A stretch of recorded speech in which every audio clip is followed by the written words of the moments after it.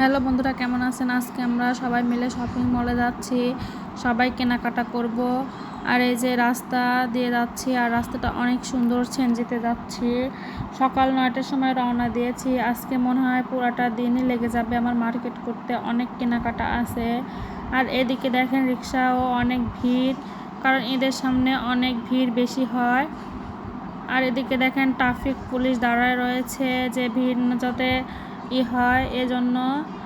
আর এই যে আমরা প্রায় পেয়ে গেছি। আর এখানে ইজিতে চলে এসেছি ওর বাবার শার্ট কিনতে। আর ওর বাবার শার্ট কিনতে অনেক দেরি হচ্ছে, ওর পছন্দ ঠিক মতো হচ্ছে না। আর ইজিতে অনেক দাম বাড়ায় দিয়েছে, 1900 টাকার শার্ট এখন হয়ে গেছে 2800 টাকা। আর এই যে শার্টটা পরে অনেক সুন্দর লাগতেছে, ও দেখে পরে দেখতেছে যে কোনটা ভালো লাগবে।